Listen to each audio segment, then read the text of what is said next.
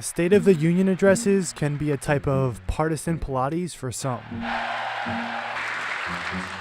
For others, it can be a direct ticket to becoming an internet meme. Behind many of these reactions is a careful calculation, and we break it down. You won't find many Democrats jumping out of their seats for President Trump. Senator Joe Manchin of West Virginia is the exception.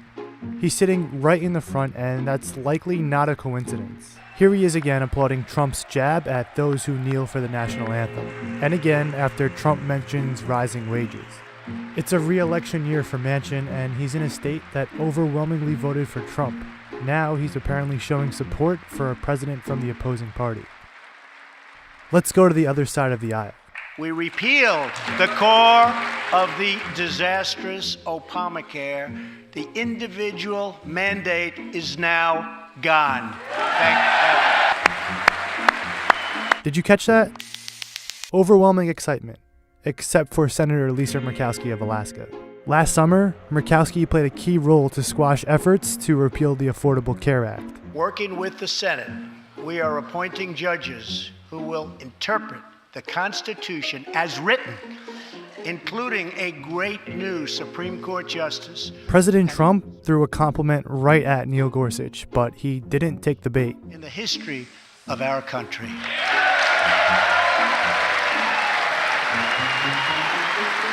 Did you notice who stood? Senator Joe Manchin. But justices must make careful and largely coordinated choices about what statements are uncontroversial enough to warrant applause. We can achieve absolutely anything. America is grieving for you. Kenton Stacy would have died if it were not for Justin's selfless love. Another group that attempts to play it down the middle, the military officials. Like the justices, they must decide what is partisan platitude and what is not. And I will not stop until our veterans are properly taken care of, which has been my promise to them from the very beginning of this great journey.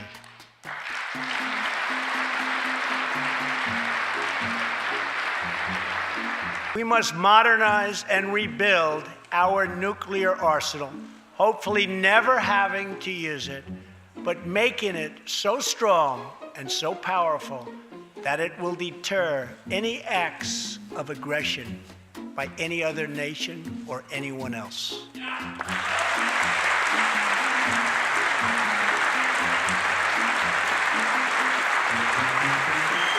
Watch as they hesitate.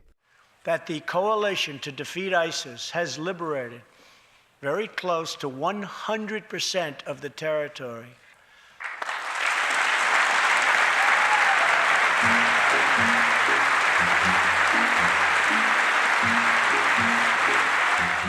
To clap or not to clap? In a deeply divided Congress, applause or silence can send a powerful message.